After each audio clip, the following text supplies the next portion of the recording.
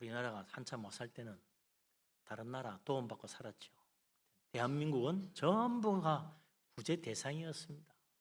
온 세계가 참 대한민국 못 사는 나라, 불쌍한 나라 그래 생각했는데 뭐 반세기 지나고 나니까 뒤집어져서 세계에서 제일 잘 사는 나라에 손꼽는 나라가 됐죠. 참 하나님의 축복입니다. 이제 우리는 진짜 구제를 좀 해야 될, 전에는 구제받고 살았지만 이제는 구제해야 될 그런 위치가 됐다 이거죠. 그런데 우리가 이때까지 남 도움 받고 살다 보면 남을 잘 도와주지 못하는 그런 마음이 될 수도 있어요. 오늘 우리 예수님 말씀처럼 구제에 좀 힘써야 되겠다는 거죠. 우리 교회는 매주 토요일 아침에 노숙자들 구제를 하고 있습니다. 500원 동전 하나 주면서 빵도 하나 주고 두유도 하나 주고 요즘은 바나나도 하나 줍니다. 그랬더니 한 5, 60명 정도 오던 사람들 요즘 거의 8, 90명 와요. 배가 늘었습니다. 김영석 전도사님이 새로 오셔가지고 푸드뱅크에서 바나나를 가져오니까 이거 나눠주니까 노숙인들이 제일 좋아해요. 바나나 상당히 인기가 좋더라고요. 다른 건 하나 달라 잘 안 하는데 바나나를 하나 더 달라는 사람이 많아. 먹어보니까 저도 먹으니 맛있더라고요. 우리 교회가 노숙인 구제를 하게 된 것은 제가 이 교회 목사로 오기 전부터 있었습니다. 중심 상가 7층에 교회가 있을 때, 상가 교회를 있을 때부터 우리 교회 전도사님 한 분이 노숙인이 찾아올 때 그냥 보내지 않고 동전을 주기도 하고 또 먹을 것을 주기도 하고 그렇게 하다 보니 점점 찾아오는 노숙인이 늘어나가지고 노숙인 구제가 본격적으로 시작된 거죠. 어떤 교인들은 하지 말자는 사람이 있습니다. 왜냐니까 교회 앞에 막 남노한 사람들이 줄 서가 있으니까 보기 안 좋다는 거죠. 또 그뿐만 아니라 이런 사람들이 좀 거칠어 보이기도 한데 교회 안에 들어가지고 마주치다 보면 여자들이 특히 겁을 먹는 것 같아요. 좀 싫다고. 그 말도 일리는 있습니다. 수긍이 가능하죠. 그러나 구제는 교회의 중요한 사명 중에 하나다. 하나님께서 사랑의 명령으로 네 이웃을 내 자신같이 사랑하라고 하신 그 말씀을 실천하는데 가장 첫째 꼽는 것이 구제라는 것입니다. 그래서 성경은 신약이든 구약이든 전체적으로 구제해야 된다고 이야기하고 있어요. 솔로몬이 말한 잠언서에 보면 구제에 대한 이야기가 상당히 자주 나옵니다. 잠언 11장 24절에는 이르기를 흩어 구제하는 하여도 더욱 부하게 되는 일이 있나니 과도히 아껴도 가난하게 될 뿐이니라 그랬어요. 또 그 다음 25절에도 이어서 말하기를 구제를 좋아하는 자는 풍족하여질 것이요 남을 윤택하게 하는 자는 자기도 윤택하여지리라 그랬습니다. 그러고 보면 이 지혜왕 솔로몬이 구제의 그 놀라운 축복과 구제의 큰 능력을 알고 있었다는 거죠. 구제하면 복받고 구제하면 오히려 더 부유해질 수 있다는 거예요. 물론 구제하는 사람 다 부자 된다는 이야기는 아니지만 그렇게 될 수도 있다는 거죠. 구제라는 것이 우리 그리스도인들, 하나님 믿는 사람들이 해야 될 중요한 선행 중에 하나라는 것입니다. 구약의 그 율법서에도 참 재미있는 그 구제에 관한 이야기가 많아요. 레위기 23장 22절에 보면 이런 말씀이 있습니다. 너희 땅에 곡물을 벨 때 추수할 때죠. 밭 모퉁이까지 다 베지 말며 낭여하라. 모퉁이는 남겨라. 떨어진 것 줍지 말고 그것을 가난한 자와 거류민을 위하여 남겨두라. 나는 너희 하나님 여호와이니라 그랬습니다. 참 놀라운 말이죠. 가난한 자, 가진 것 없는 거류민들 구제하기 위해서 하나님께서는 추수를 할 때 밥 모퉁이까지 다 베지 마라. 남겨두라. 또 추수하다 떨어진 것 줍지 마라. 남겨두라. 그러면 그거 나중에 가난한 자들이 와서 그거 주워서 먹고 산다는 거예요. 성경에 보면 룻기에 그 룻이라는 여자가 그래서 먹고 살았잖아요. 정말 완전 알거지가 됐는데 밭에 가서 떨어진 이삭 주워가지고 먹고 살았습니다. 그야말로 겨우 입에 풀칠하고 살았겠죠. 요즘식으로 하면 이런 겁니다. 기업이 그 이익의 일부를 사회에 환원하는 거다. 기업에서 뭐 사회사업, 구제사업, 뭐 장애인 사업 뭐 이런 거 도와주는 일을 해라 이거죠. 그런 것들이 요즘은 이제 이 기업들의 중요한 사회 책임이라고 이야기하죠. 그런 거 비슷하다고 생각할 수 있지 않아요? 또 잠언 31장 20절에 보면 마지막 잠언 제일 끄트머리 부분인데 현숙한 여인은 가정을 잘 돌보고 가족들이 편안하게 염려 없이 살 수 있도록 할 뿐만 아니라 곤고한 자에게 손을 펴며 궁핍한 자를 위하여 손을 내밀라 그랬어요. 가난한 자 구제에 힘쓰라는 이야기죠. 그렇죠? 내 자식 잘 키우고 내 자식 교육만 잘 시키면 되는 게 아니라는 겁니다. 남의 자식도 돌보아주고 불쌍한 이웃 베풀어 주라는 거예요. 그것이 내 가정이 잘 되고 내 자식이 잘 되는 길 중에 하나다.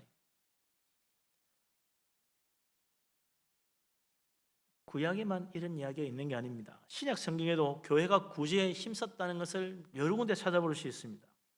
사도행전 4장 34, 35절에 보면 초대교회 예루살렘 교회는 가난한 사람이 없었다 그래요. 그 교회는 부자들만 다녀서 그런가? 아닙니다. 교인들이 밭을 팔고 집을 팔아가지고 사도들의 발 앞에 두면 사도들이 각 사람의 필요를 따라 나눠주었기 때문에 가난한 자가 없었다는 거예요. 다 그냥 같이 정말 부족함 없이 살 수 있었다. 말하자면 교회 전체가 구제하는 교회였다. 이런 이야기가 되죠.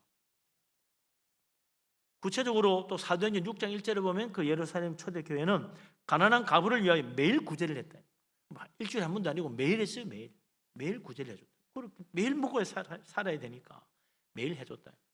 갈라디아 2장 10절에 보면 베드로와 사도들이 이방인에게 복음을 전하러 가는 사도 바울에게 특별 부탁을 하는데 뭘 부탁하느냐? 가난한 자를 기억하라는 것을 꼭 부탁을 합니다. 가난한 자를 기억해라. 그랬더니 바울이 말하기를 자기도 본래 힘써 행하여 왔다고 말해요. 그 말을 듣고 비로소 하는 게 아니라 그 전부터 해왔다는 거예요. 2000년 기독교 역사를 보면 초기 때부터 교회는 구제가 교회의 당연한 사업으로 여기고 힘써 왔다는 것입니다. 그런데 오늘날 과연 우리가 얼마나 구제를 힘쓰고 있는가?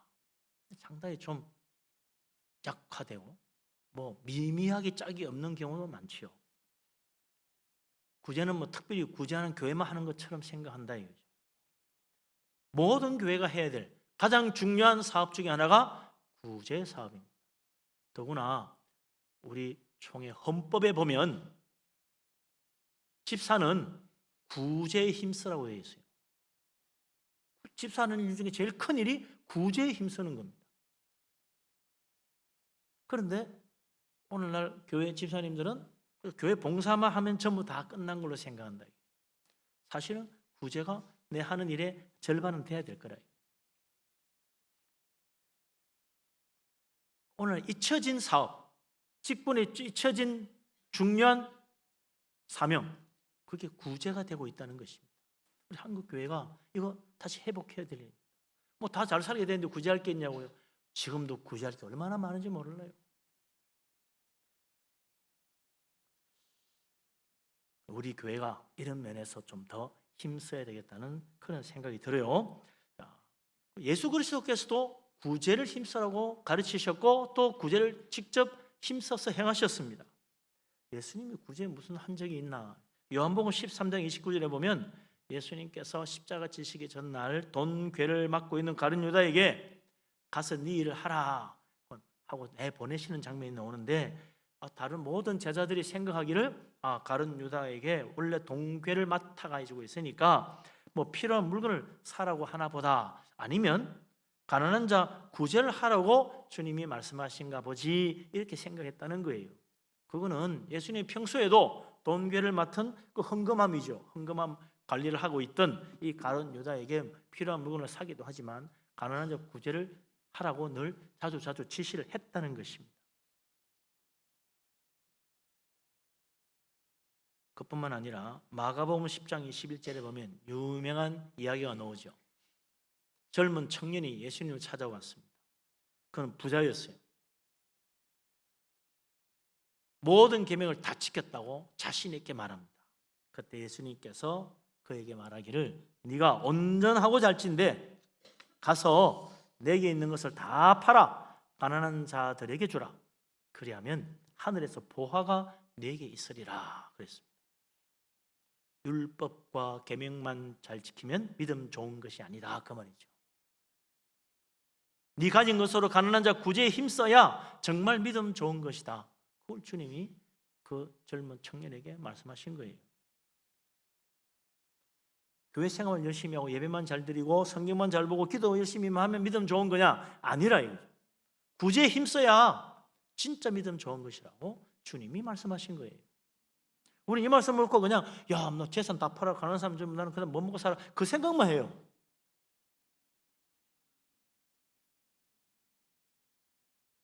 다 파는 것도 뭐 여러 가지 방법이 있겠죠. 우리 가진 것 그래 내가 가진 평생에 죽기 전까지 다 나눠주고 가면 좋겠다 이렇게 생각하는 것도 하나 주님의 말씀에 순종하는 거 아니겠어요? 이거 다 어떡하지 내가 움켜쥐고 있다가 그냥 그대로 이거 가지고 죽을 때까지 잘 먹고 잘 살아야지 그렇게 생각하면 안 된다 이거죠. 주님은 우리 그리스도인들이 나누어주는 사람, 베푸는 사람, 구제하는 사람, 불쌍한 사람 도와주는 사람 되기를 원하십니다. 그게 믿음 좋은 것이다 주님 말씀하신 거죠. 오늘 우리가 읽은 이 말씀도 예수님께서 구제를 하라고 말씀하는 것을 볼 수가 있습니다. 예수님은 구제에 대해서 어떻게 말씀하셨습니까? 다시 한번 읽어보죠. 마태복음 6장 2절, 3절, 4절 석절을 보겠습니다. 2절부터 4절까지 같이 읽습니다. 그러므로 구제할 때 외식하는 자가 사람에게서 영광을 받으려고 회당과 거리에 사는 것 같이 너희 앞에 나팔을 불지 말라. 진실로 너희에게 이르노니 그들은 자기 상을 이미 받았느니라. 너희는 구제할 때에 오른손이 하는 것을 왼손이 모르게 하여 내 구제함을 은밀하게 하라. 은밀한 중에 보시는 너의 아버지께서 갚으시리라. 아멘. 예수님 말씀을 보면 과연 교회가 구제를 해야 하느냐 말아야 하느냐 그걸 말씀하신 게 아닙니다. 구제는 하느님이 기뻐하는 의로운 행위니까 당연히 해야 되는 것을 전제로 하고 말씀하고 있어요. 구제는 당연히 하는 것이다. 그런데 어떻게 하느냐? 문제는 구제하고 하늘의 상을 받을 수 있어야 되는데 못 받을 수도 있으니 주의하라는 거예요. 그게 뭡니까? 외식하는 구제. 외식하면 안 된다. 사람들에게 영광 받으려고 나팔을 불며 자기가 하고 있다는 거, 온 세상에 자랑을 하고 칭찬받고 싶어하는 그런 외식으로는 아무리 구제를 많이 해도 하늘의 상은 없다는 거죠. 왜냐니까 이미 사람들에게 칭찬받고 영광받은 것이 이 세상에서 네가 상을 받아버렸으니 하늘의 상은 없다는 거죠. 우리는 참된 구제, 외식이 아닌 하나님이 기뻐하는 하늘의 상을 받을 수 있는 진실한 구제를 해야 된다는 거예요.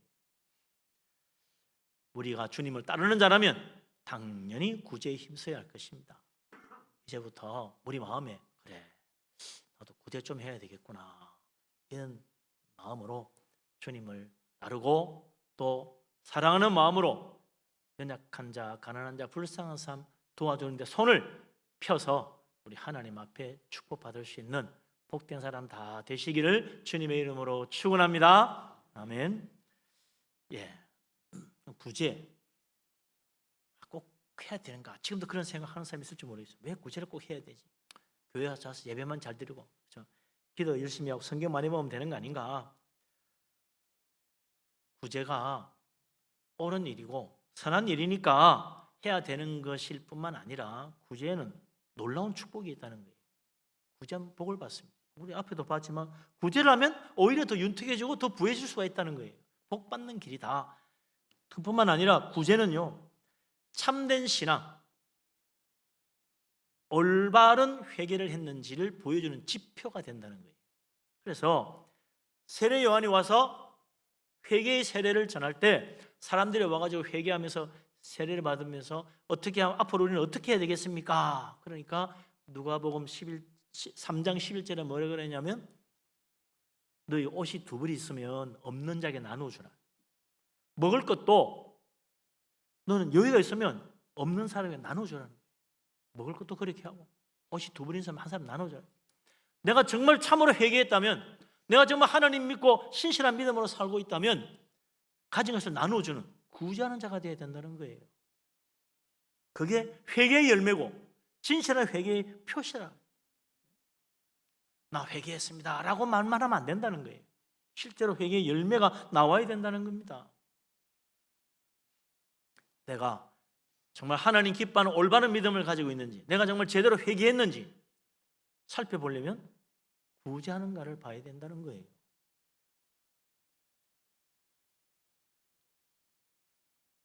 우리가 정말 하나님 앞에 나의 모든 죄를 회개하고 하나님 앞에 신실한 믿음으로 살아가기 위해서, 또한 어려운 자 결코 외면하지 말고 사랑하는 마음으로 손을 펴서 구제에 힘쓰고 나누어 줌으로 우리 하나님 앞에 칭찬받고 하늘에 상급받는 복된 우리 교회 모든 성도님 되시기를 주님의 이름으로 축원합니다. 아멘. 구제하는 사람 복 준다는 이야기는 성경에 굉장히 많아요. 신명기 24장 19절에도 그런 말씀이 있습니다. 네가 밭에서 곡식을 벨 때, 밭에 곡식 벨 때 소득을 받을 때죠. 수입이 생길 때입니다. 곡식을 벨 때 그 한 뭇을 밭에 잊어버렸거든. 다 챙겨가야 되는데 아차, 한 뭉치를 깜빡했구나. 그때 다시 가서 가져오지 말라는 거예요. 왜냐? 그거는 나그네와 고아와 과부를 위해 남겨두라. 그러면 내 하나님 여호와께서 내 손으로 하는 모든 일에 복을 내리시리라 그랬습니다. 믿으시기 바랍니다. 아멘. 소득의 일부를 가난한 자에게 나눠주면 하나님이 복을 주시는데, 이게 참 재밌는 이야기거든요. 잊은 것이 생각이 나더라도 다시 가서 가져오지 말라는 거예요. 왜? 그게 하나님의 뜻이거니 하고, 내가 충분히 구제를 안 해서 하나님이 아마 잊어버리게 하나 보지, 그거 버려두면 자연히 없는 사람들이 가서 그거 가지고 나누면 뭘 거 아니냐. 구제를 자연스럽게 하는 거죠.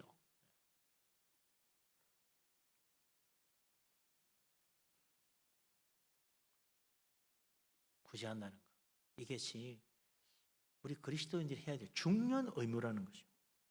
저도 내가 가진 것이 있다면, 소득이 있다면 그거 나눠줄 수 있는 마음을 가져야 된다. 그래서 이 구제하는 마음을 가지려면요, 마음이 좀 바뀌어야 돼요. 왜냐니까 이 가난한 사람, 못 사는 사람, 불쌍한 사람 보면요, 참 안 됐다, 저렇게 불쌍한데 어떻게 도와줘야 되겠다 하는 생각을 가질 수도 있지만, 반대로 볼 수도 있어요. 아유, 뭐야, 좀 멀쩡하게 보이는데 왜 저렇게 지지리도 못 살고 저렇게 궁상을 뚫고 살지, 사람이 왜 저 모양이야, 좀 열심히 일 좀 하지, 이렇게 남을 비웃을 수도 있다는 거예요. 비난할 수도 있고. 그래서 이 구제하려면요, 마음이 바뀌어야 돼요. 어떤 마음을 가져야 되나? 솔로몬이 잠언 22장 9절에 이렇게 말합니다. 선한 눈을 가진 자는 복을 받으리니 이는 양식을 가난한 자에게 주민이라 그랬어요. 구제하는 사람은 선한 눈을 가져야 된다는 거예요. 눈이 선해야 불쌍한 사람 보고 도와주려는 마음이 생기지, 이 완악한 마음을 가지고 굳은 눈으로 바라보면 도와주는 마음이 아니라 오히려 비난하는 마음이 생길 수 있다는 거예요. 구제는 선한 눈을 가진 사람이 하는 겁니다. 착한 마음으로 좋은 일을 하겠다고 생각하는 사람이 구제를 하는 거죠. 그래서 선한 눈을 가진 사람은 가난한 자를 찾아가지고 그 양식을 나눠줍니다. 하나님은 이런 사람에게 복을 주신다고 말씀하십니다. 하나님께 복 받는 일, 그게 바로 가난한 자 구제라. 구제하면 내가 복 받아요. 우리 교회가 구제하면 교회가 복 받아요. 나라가 가난한 나라는 못 사는 나라 도와주면 우리나라가 복 받는 거예요. 가난한 사람 구제하는 복 있는 사람 되시길 바랍니다. 아멘. 이 구제가 세상에서만 잘 되고 부해지고 복 받는 게 아니고 하늘의 영광스러운 복도 받습니다. 시편 112편 9절 말씀. 이거 찾아봅시다. 듣기만 하니 그러네요. 시편 112편 9절 찾아보죠.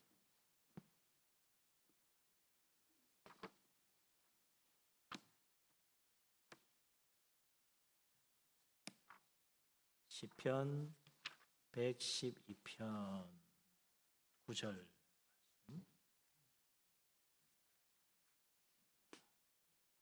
찾았습니까?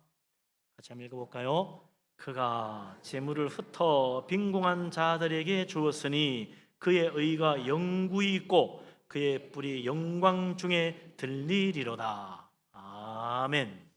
참 놀라운 말씀이죠. 재물을 흩어서 빈궁한 자에게 나눠주는 사람, 그 의가 영원하다. 하나님이 결코 잊지 않는다. 그는 뿔이 영광 중에 들릴 것이다. 하나님께서 그를 영광스럽게 영광의 멸관으로 씌워 모든 사람 앞에 드러내어 참으로 높여주실 때가 온다는 거예요. 가난한 자에게 재물을 흩어 나눠주는 것이야말로 하나님이 기억하시는 가장 어려운 일이다 라고 이 시편 112편이 우리에게 말해주고 있는 거죠. 구제하는 사람은 하나님이 영광을 받게 만드시고, 구제하는 사람은 하나님 인정하셔서 그를 높여주시고 그를 하늘의 축복의 자리에 앉혀주십니다. 그래서 신약에 보면 더 구체적으로 나와요. 디모데전서 6장 17, 18, 19절에 보면 재물을 가진 부자들에게 복받는 믿음이 어떤 것인가를 말해줍니다. 부자들은 교만하게 생각하지 말고 모든 것을 주시는 하나님께 내 마음을 두고 선한 사업을 많이 하고 나눠주기를 좋아하며 너그러운 자가 되라 그랬어요. 가진 만큼 더 많이 주려고 해야 된다. 이런 마음을 구제한 사람 어떻게 되느냐? 장래에 자기를 위해 좋은 틀을 쌓아서 참된 생명을 취하는 것이니라 그랬어요. 참된 생명, 영생을 얻는 믿음이란 어떤 믿음이냐? 땅에 소망 두지 않고 장래 저 천국의 소망을 가지고 가진 것으로 이 땅에다 내 재물을 쌓으려는 것이 아니라 이것을 나눠주는 사람, 그런 일에 사업에 힘쓰는 사람, 그 사람이 진짜 천국의 축복 누리는 사람이다 그 이야기죠. 자칫 재물을 모으다 보면 땅에 재물을 쌓아두는 재미로 사는 사람이 될 수 있어요. 나눠줘야 된다. 우리의 소망은 천국입니다. 그래서 이제 천국 바라보면서 내 가진 것으로 베풀어 줌으로 우리 하나님 앞에 정말 칭찬받고 하늘에 큰 상급 받는 거죠. 우리 교회 모든 성도님들은 땅에 재물을 쌓아두는 자가 아니라 하늘에 재물을 쌓는, 나눠주는 축복된 사람 되시기를 주의 이름으로 축원합니다. 아멘. 사도행전 9장 36절에 보면 또 이 욥바의 다비다라는 여제자가 나오잖아요. 유명한 이야기죠. 선행과 구제를 매우 많이 한 여자라고 그랬어요. 여자 제자인데 얼마나 믿음으로 열심히 주님을 잘 섬기는지 선행과 구제가 많아도 그냥 한두 번 하는 게 아니라 힘이 많아. 엄청나게 많이 했어요. 그런데 이 여자가 죽었어. 베드로가 장례를 하러 와보니까 그 동네 가난한 가부들이 다 모여가지고 말이죠. 슬퍼하며 그녀가 살았을 때 자기들을 위해 지어준 겉옷 속옷을 다 보여주는 거야. 이 속옷 겉옷 다 이 다비다가 지어줬던 건데 이렇게 참 세상을 떠났네요. 아마 전부 다 애통하는 거예요. 그걸 보고 크게 감동받은 베드로는 장례를 치르다가 그만두고 다 나가세요. 그리고는 무릎 꿇고 하나님께 기도했더니 하나님이 그 다비다를 다시 일으켜 준 거 아니에요. 할렐루야. 아멘. 구제를 많이 한 다비다, 하나님이 은혜를 베푸셔서 그 생명 연장시켜 줬습니다. 얼마나 큰 축복입니까? 우리 하나님 우리의 구제를 결코 잊지 않습니다. 반드시 갚아주십니다. 놀라운 축복으로 갚아주십니다. 우리 하나님께서 우리 자녀들도 잘되게 하시고 다 우리 하는 일도 형통하게 하시고 넘치는 축복으로 채워서 더 좋은 일 많이 하도록 만들어 주실 거란 말이죠. 이런 큰 축복 받게 되기를 바랍니다. 아멘. 그래서 이제 나는 과연 그동안 구제를 얼마나 많이 했나, 어떻게 구제를 하면 좋을까 살펴봐야 되죠. 구제하면 복 받는데 나는 과연 구제해서 복 받았나? 근데 구제할 때 조심할 게 하나 있다. 그게 뭡니까? 실컷 했는데 아무런 상도 축복도 없는 게 있다. 외식하는 구제. 이 어려운 일, 선한 일에는 반드시 사탄의 유혹이 있는데 그게 외식이라. 기도를 하든 봉사를 하든 구제를 하든 선행을 하든 어려운 일을 하든 사탄이 우리를 유혹해가지고 외식하게 만들려고 한다는 거예요. 이걸 항상 외식의 이 유혹을 이겨야 됩니다. 마태복음 6장에 우리가 보았듯이 외식하는 자는 구제할 때 어떻게 하느냐, 사람에게 영광 받으려고 회당과 거리에서 하는 것 같이 나팔을 분다는 거예요. 나팔을, 사람 앞에 나팔을 분다는 거예요. 나팔 부는 것이 외식의 가장 두드러진 특징이라. 나팔은 어떻습니까? 나팔은요, 악기 중에 제일 큰 소리 나는 게 나팔입니다. 악기는 요만한데 소리는 얼마나 큰지 쩌릉쩌릉 막 울려요. 저 멀리서도 들려요. 그래서 전쟁 중에도 뭐합니까? 뭐 공중 앞으로 이럴 때는 나팔 부잖아요. 나팔 수가 있어. 전쟁할 때 꼭 나팔 수가 있어요. 지금 나팔 수가 있어. 나팔을 부르는 게 왜? 뭐 폭탄 떨어지고 총이 날아와도 나팔 소리는 들리는 거지. 그만큼 나팔 소리가 크고 쩌릉쩌릉하게 멀리까지 울려 퍼집니다.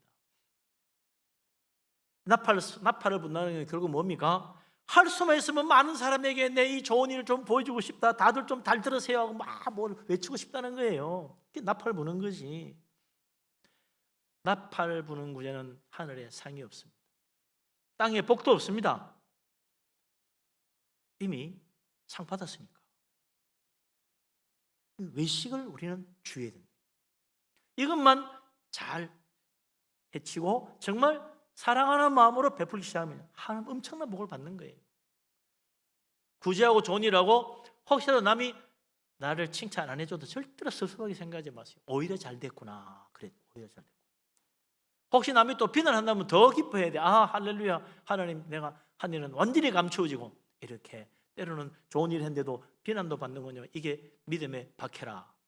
어려운 일을 행하고 의를 위하여 박해를 받는 일이니 하늘에 큰 상이 있지. 얼마나 귀한 일입니까? 구제하고 선한 일을 할 때는 절대로 다 남이 무슨 일을 하느냐 그 말에 절대로 귀를 기울일 필요가 없어요. 하나님만 바라보고 해야 됩니다. 그럼 구체적으로 구제 어떻게 하면 좋을까요? 때로 무슨 큰 홍수가 나거나 기근이 들거나 또 지진이 나거나 그러면요, 재해가 나면 방송사에서 신문사에서 막 불쌍한 사람 도와주자고 기금 마련하는 그런 방송을 하죠. 그런데 우리가 해도 좋겠어요. 그런데 그렇게 하면 하느님 영광 안 받고 방송사가 영광 받고 신문사가 영광 받아요. 우리 예수 믿는 사람은 하느님 영광 받게 해야지. 그럼 어떻게 해야 되겠어요? 교회에 헌금하는 게 제일 좋아요. 교회 헌금. 교회를 통해 구제하면 하나님 영광 받습니다. 그뿐만 아니라 내가 직접 구제하는 것보다 나는 드러나지 않고 참 도울 수 있는, 나는 감추어지니까 나팔을 불지 않는 일이 된다. 그래서 구제헌금 하는 게 좋아요. 구제헌금 얼마나 많이 했나? 1년 내내 몇 년 가더라도 10년 가도 구제헌금 안 하는 사람이 있을 수도 있을 거야. 구제헌금. 구제헌금 드리는 게 참 좋은 일입니다. 우리 교회들이 구제헌금 많이 하기를 바라요. 그러면 하나님이 하늘에 상을 내려주시고 큰 또 축복으로 갚아주실 거래요. 아까도 얘기했지만 우리 교회 구제헌금 하면 토요일 노수자 구제한테 쓰게 되죠. 또 구제헌금 하면 그 해마다 연초에 장학금 주는 것도 맞아요. 구제 장학금 그것도 다 쓰게 되고요. 구제헌금 하면 또 어려운 사람 있을 때 또 우리가 돕기도 하고 그러잖아요. 쓸 게 많아요. 성경헌금도 여러분들이 있는 성경헌금 모자라서 교회 헌금으로 채우죠. 구제도 여러분들이 있는 구제헌금 참 정말 너무 적어. 그래서 또 교회 헌금으로 메우고 있습니다. 그 사업에. 구제헌금 많이 해야 돼요. 구제헌금 헌금이 남아 돌아서 이거 큰일이다고 할 정도로 구제헌금 많이 해야 됩니다. 사도 바울은 예루살렘의 기근의 소식을 듣고 자기가 개척한 모든 교회를 돌면서 구제헌금 모았어요. 그래서 그것을 전해주는 그런 장면이 성경에 나옵니다. 그래서 고린도후서 9장에 보면 바울이 고린도후서 9장 전체가 그 구제헌금에 관한 이야기예요. 그 보면 이 기근 구제를 위해서 연보를 미리 잘 준비해서 넉넉하고 풍성한 연보를 하도록 하라, 그런 이야기가 나옵니다. 그냥 되는 대로 적당히 내지 말고 기도하고 준비해가지고 모아서 좀 넉넉하게 해서 그렇게 구제헌금을 해라, 그런 이야기죠. 우리 하나님 오늘도 우리가 사랑으로 베풀기를 원하십니다. 우리 가진 것 나눠줄 때 우리 하나님 하는 은혜와 축복을 내려주십니다. 또 구약에 보면 구제하는 방법이 참 묘한 게 또 있어요. 안식년인데 우리는 안식년 그러면 7년 동안 6년 동안 농사 짓고 1년은 7년째는 농사 안 짓고 땅을 버려두고 쉬게 하는 거다 그렇게만 생각하는데 안식년이 구제를 위한 목적이 있다는 거예요. 무슨 이야기냐니까 그 출애굽기 23장 10절 11절에 보면 너는 6해 동안은 너의 땅에 파종을 하고 그 소산을 거두고 7째 해에는 갈지 말고 묵혀두어서 내 백성의 가난한 자들이 먹게 하라. 가난한 자들이 먹게 하라는 거예요. 안식년 동안 그 논밭이 비어 있으면 거기서 나는 거 가난한 자들이 그거 가지고 먹고 산다는 거예요. 그래서 이 우리의 수입의 7분의 1은 가난한 사람 나눠줘야 되는 거 아닌가 이런 생각이 든다. 안식년에 나는 곡식은 가난한 자의 것이다. 논밭만 아니고 포도원도 그리하고 감람원도 그리하라 그랬어요. 하여튼 모든 우리의 수입은 가난한 자에게 반드시 나눠줘야 된다. 그걸 이야기하는 거죠. 그래서 보니 우리나라 교수님이나 목사님들 들어 안식년 하는 경우가 있는데 안식년 하면 강의가 빌 때 다른 강사 데려오면 그것도 소득을 나눠주는 것이 되겠다 그런 생각이 들어요. 하여튼 우리 하나님은 우리가 이런저런 방법으로 구체적으로 어떻게 우리의 가진 것을 나눌 수 있는가 항상 생각하면서 그 일을 하라고 말합니다. 더구나 우리 주님께서 하늘 영광 버리고 이 땅에 오셔서 우리를 구원하시고 자기를 희생하여 내어주셨어요. 최고의 구제지요. 우리를 저 영원한 지옥 멸망에 완전히 참 죽을 수밖에 없는 죄인들인데 예수님께서 우리를 불쌍히 여기시고 우리를 구원하시려고 우리를 도와주시려고 자기 생명을 십자가에 내어주시고 자기 살을 우리에게 나눠주고 자기 피를 우리에게 나눠주시는 거예요. 돈을 나눠주는 것이 아니라 재물을 나눠주는 것이 아니라 생명을 나눠주었다. 그래서 우리가 그 생명의 은혜로 구원받고 천국 가는 거 아니에요. 우리는 예수님께 최고의 혜택을 받은 사람입니다. 이보다 더 큰 것이 어디 있겠어요? 예수님 그랬잖아요. 온 천하를 얻고도 네 생명을 잃으면 무슨 소용이 있느냐. 생명이 그토록 귀한 것이다. 돈으로 계산할 수 없는 거예요. 근데 예수님이 우리에게 거저 주었습니다. 거저 주었어요. 우리는 어떤 사람은 그래요. 거저 주면 버릇 나빠집니다. 우리는 예수 믿고 하나님 은혜로 다 버릇 나빠진 사람들이야. 너무너무 큰 걸 거저 받았으니 우리야말로 버릇 나빠진 거지. 정말 이 귀한 걸 알아야 됩니다. 예수님의 귀한 생명을 그 살과 피를 우리가 나눠주시는 이 큰 은혜 받았는데 정말 버릇 나빠지면 안 되지. 내가 하나님의 귀한 은혜를 알고 나도 거저 받았으니 거저 주는 자 나누는 자가 돼야 되겠구나. 그런 믿음으로 참으로 그리스도의 사랑으로 베풀어서 우리 하나님 기뻐하는 자가 되고 하나님 앞에 축복받아 저 하늘의 영광의 멸령함 받는 복된 사람 다 되시기를 주님의 이름으로 축원합니다. 아멘. 기도합니다. 하나님